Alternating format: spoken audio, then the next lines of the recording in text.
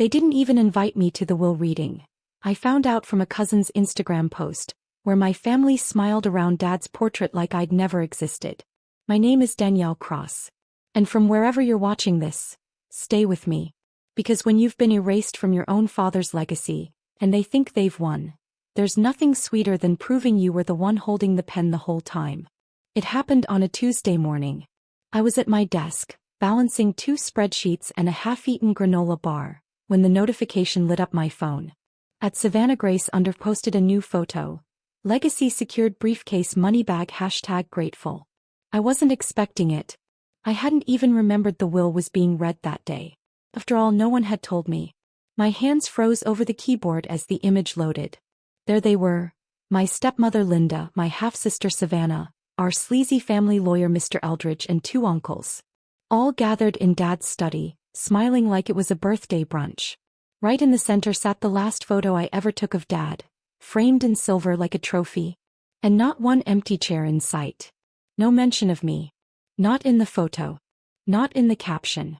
Not in the comments where people wrote things like, "You deserve everything, babe," and "Your dad always loved you most." I didn't even feel hurt at first. Then came the message from my cousin Holly. "Wait, weren't you gonna be at the reading? They just read the will. Everything's going to Savannah and Linda." Weird, huh? Thought he'd leave you something. Weird. Try strategic. Because 2 weeks before my father passed, I sat with him in that same house. His hand frail in mine, his voice barely a whisper. He said something I'd carried in my heart ever since. "They'll try to take it all. But I've already made sure you get what matters. Don't trust the will. Trust what I sent." At the time I thought it was grief talking. Delirium. Regret.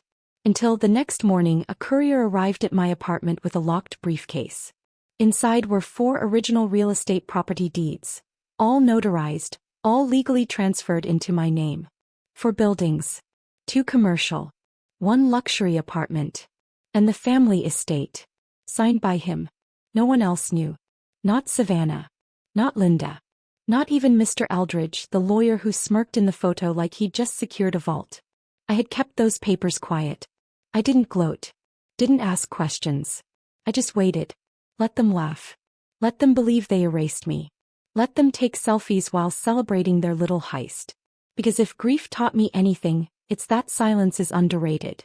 And that sometimes the best revenge is already notarized. So when I saw that photo, when I saw my father's legacy being auctioned off by the people who least deserved it, I didn't cry. I got dressed. I opened my safe. I packed the deeds into my bag. And I headed straight toward the people who thought they'd buried me, with documents that would make them wish they'd never uninvited me at all. There's a kind of rejection that doesn't leave bruises. It leaves echoes. That's what my childhood was like. I wasn't beaten. I wasn't yelled at. I was just gradually faded out.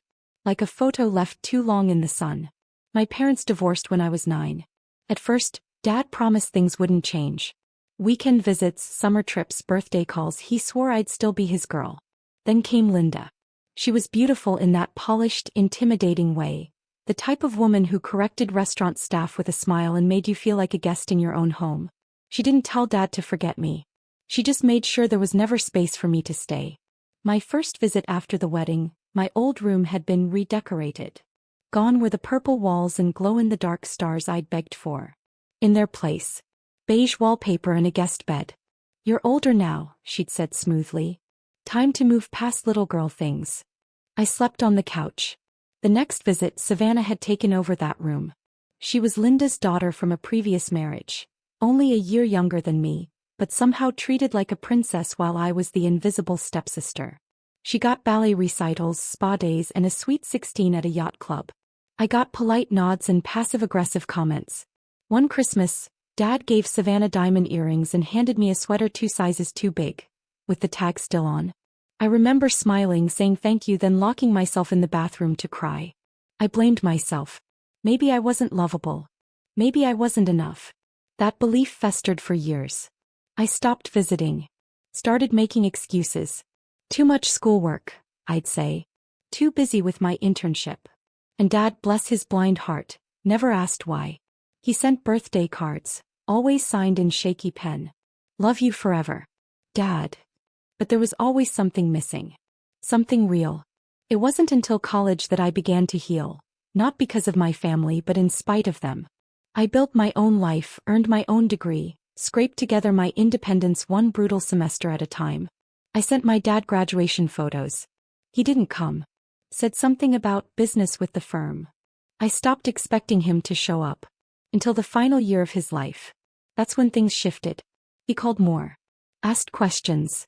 Wanted to talk. At first I thought it was guilt. A late life cleanup tour. But then came the hospital. The cancer was fast. Faster than anyone expected. But in those last few weeks I visited as often as I could.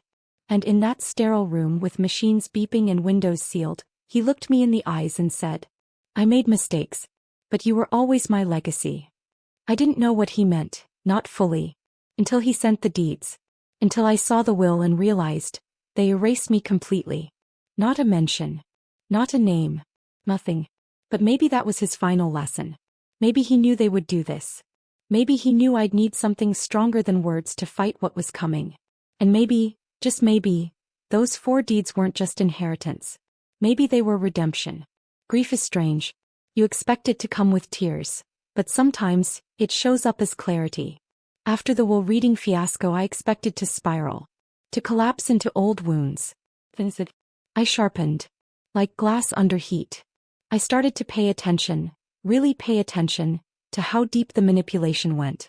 That's when a message appeared in my inbox. An anonymous email sent to my work account. No subject line. Just one sentence. He never wanted that version of the will. Call me. Emmer. Attached was a phone number. I hesitated for hours. Searched the initials. Finally, curiosity outweighed caution. I called. A woman answered. Her voice was calm, clipped, professional. "You don't know me," she said. "But I was Mr. Cross's legal assistant for 5 years." Her name was Melissa Rhodes. She'd worked with my father up until 3 months before he passed. After he got sick, she said, they pushed him into things. Meetings when he was on morphine. Clauses rewritten at Linda's suggestion. Savannah always lurking nearby. Your father hated lawyers by the end. I asked, so you're saying the will was tampered with? No. I'm saying it was managed, curated you could say, by people who knew he couldn't fight back. My hands gripped the phone like it might dissolve. She continued, but I saw something strange a few weeks before he was moved into hospice. He gave me an envelope. Said, "This isn't for the official record." I asked what he meant. He said, "Just make sure it gets to her if anything happens to me." Her voice tightened. I left it on his desk. I was fired 2 days later. That envelope? Already had it. The courier drop. The 4 deeds. The legal lifeline my father gave me in secret. Bypassing the very people who erased me from the will. Melissa then asked something that stuck with me. Do you want to make it public or make it permanent? That's when the plan started forming. I realized Savannah and Linda didn't just cut me out. They'd done it with smiles, handshakes, and hashtags. A public performance. A victory parade. Fake grief. Real greed. They walked into that while reading like queens, dressed in designer black, sipping sparkling water, smirking in selfies. It wasn't mourning. It was acquisition. To them, my father wasn't a person. He was a transaction. A closing deal. Me. I was the typo they deleted. But here's the thing about mistakes. They tend to haunt the final draft. So I pulled out the deeds again. Ran my fingers over the seals. Called a real estate attorney and confirmed their legitimacy. All 4 transfers were legally binding. All signed. All notarized. All clean. Savannah and Linda had won a will. But I held the land beneath it. And while they were busy flaunting fake power, I was preparing to end their show with one truth-filled curtain drop. Not with rage. Not with revenge. Just paperwork. And poise. I didn't want a scene. I wanted a statement. The kind that doesn't need volume, just timing. So I planned everything with surgical precision. First, I met with a real estate attorney named Grace Liu. She didn't flinch when I laid the documents on her desk. She flipped through them slowly, nodding with each turn. These are ironclad, she said. And you're the sole legal owner on every one. Residential, commercial, all notarized. I asked her what they could do, Savannah and Linda, that is. She raised an eyebrow. Complain. throw tantrums, hire lawyers who'll lose. But unless they can prove coercion, which they won't, not with that clean paper trail, they're out of luck. I felt something unfamiliar stir in my chest. Control. For the first time in years I wasn't reacting. I was directing. So I told Grace I wanted to make it public, not in court but in person. I wanted them to see it, to feel it, to understand that the woman they thought they erased had the last word. She didn't ask why. He just asked when. The next day I got the perfect opportunity. Savannah was throwing a legacy brunch. Part celebration, part social climb, all staged for Instagram. The venue? My father's favorite penthouse loft. One of the properties he had signed over to me. The irony made me smile. I RSVP'd through a mutual acquaintance who didn't know I'd been left out. Said I'd be in town, just passing through. No one suspected a thing. I also hired a discreet videographer. Not flashy. Just someone to document the moment truth walked through the door. Then I prepped my entrance. A black jumpsuit. Gold cufflinks. Hair pulled back. No drama, no distractions. Just presence. I packed the deeds in a flat leather folder and practiced one sentence in the mirror. Funny, because I own everything now. Not bitter. Not boastful. Just honest. On the morning of the brunch I walked the city like a woman with keys. Not keys to a house. Keys to an empire. When I arrived the security guard looked confused. I gave him my name. He looked down at the list. I wasn't on it. Of course I wasn't. So I pulled out my ID and one of the property deeds. This is 421 Broadmoor, yes? He blinked. Yes. Then I suggest you let me in. Because I'm not a guest. I'm the owner. The look on his face. Worth a frame. He stepped aside. The elevator ride up felt like resurrection. Every floor we passed was another year I'd been pushed down. Until the doors opened and there they were. Savannah. Linda. Their lawyer. The guests. The champagne. All of them paused. And then Savannah turned, her voice coated in sarcasm. Wow. It actually came. Little late though, aren't you? I walked up to her. No smile. No hesitation. Opened my bag. Pulled out the folder. Laid all 4 property deeds flat on the table in front of her mimosa.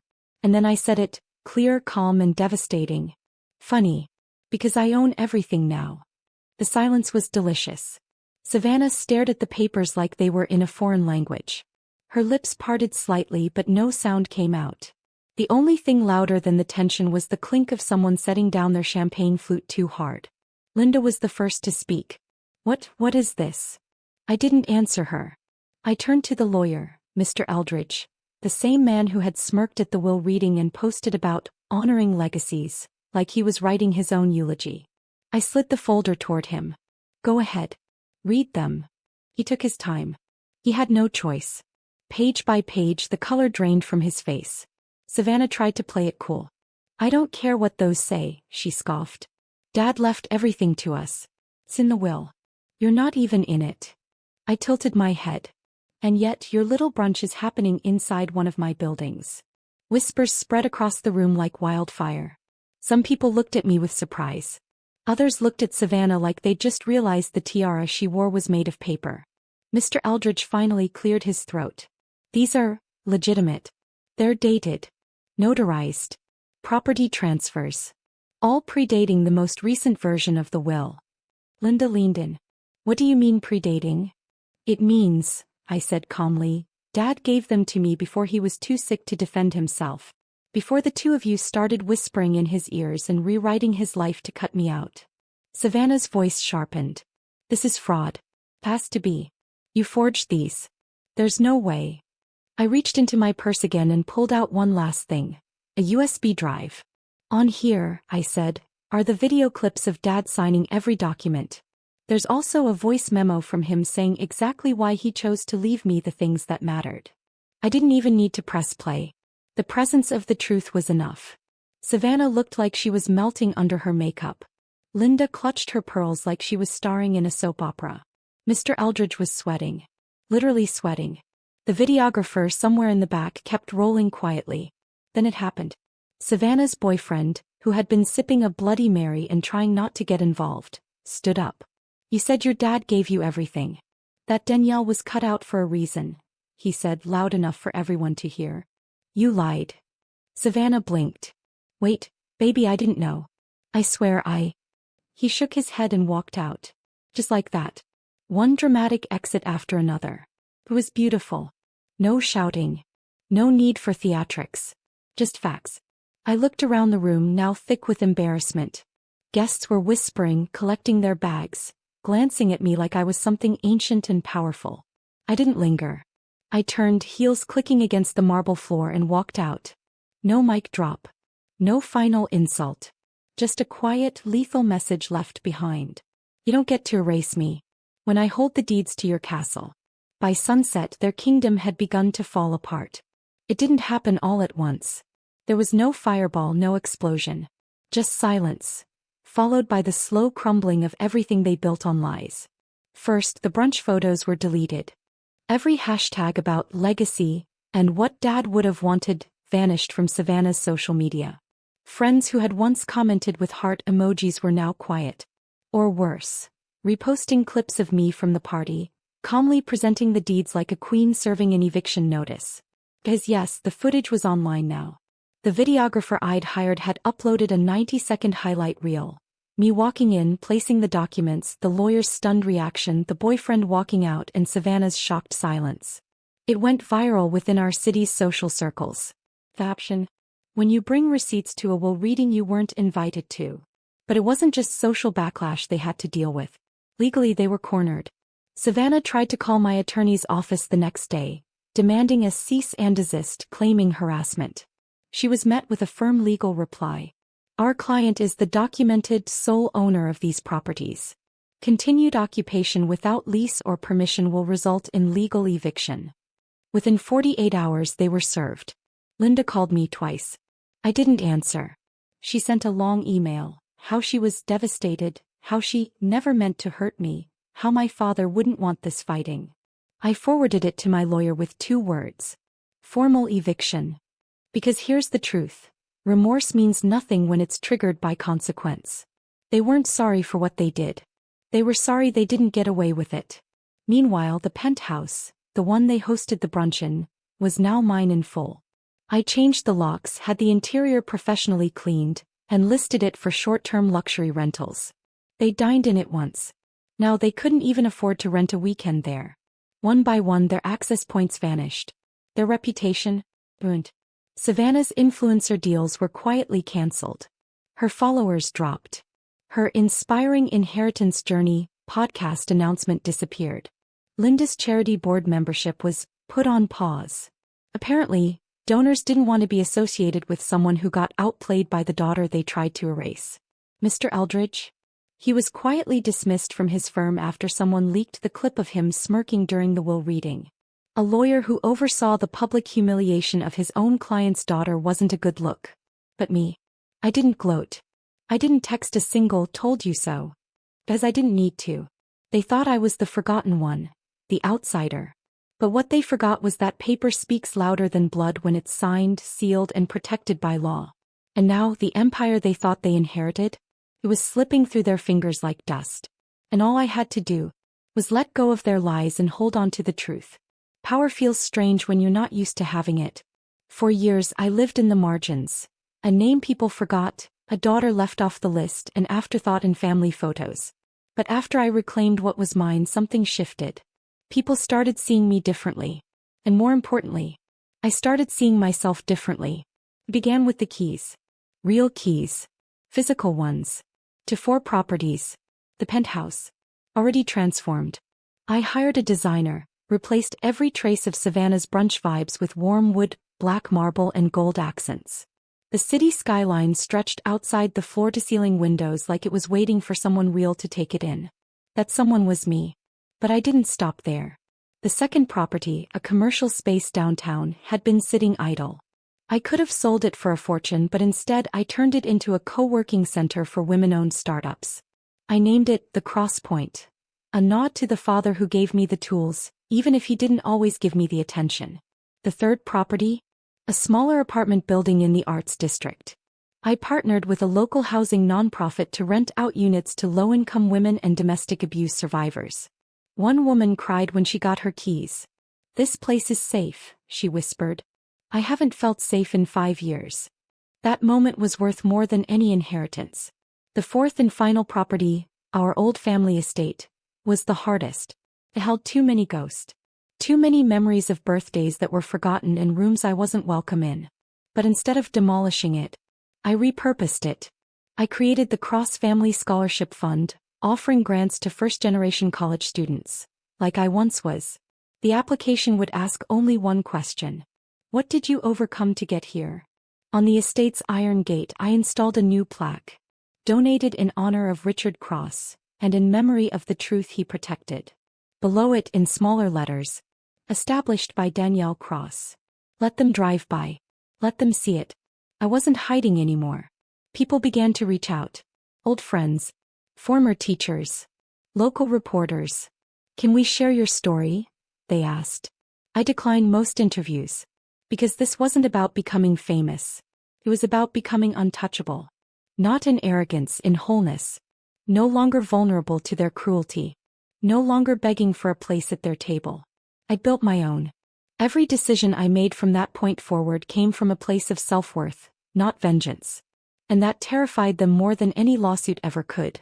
Because when a woman they tried to erase rises quietly, with grace, with strategy, with results, it forces everyone to look in the mirror. And some people don't like what they see. As for Savannah, she moved into a condo across town. No views. No brunches. No legacy. She called once, blocked number. Linda never called again. Me.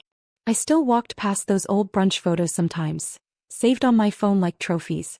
Not to laugh, but to remind myself. When they tried to make me a footnote, I became the headline.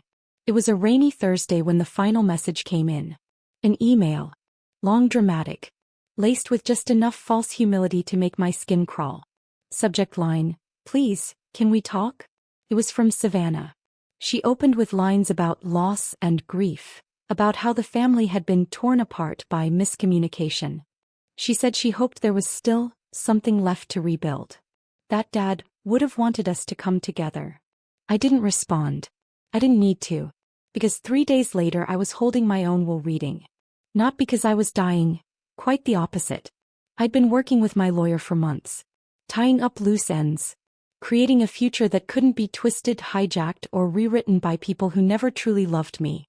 That Thursday, in the very same law office where my father's will had once been weaponized against me, I held a private gathering of the people who mattered. No Linda. No Savannah. No bloodlines that failed me. Instead, I invited the women from the housing program. The entrepreneurs building companies inside Crosspoint. My old college roommate. My therapist. The little girl from next door who brought me cookies when she saw me moving in. People who had shown up. Without conditions. The lawyer opened the folder and read my new will aloud. I listened silently as he detailed each property, each investment, each endowment. All designated to people, causes, and futures I believed in.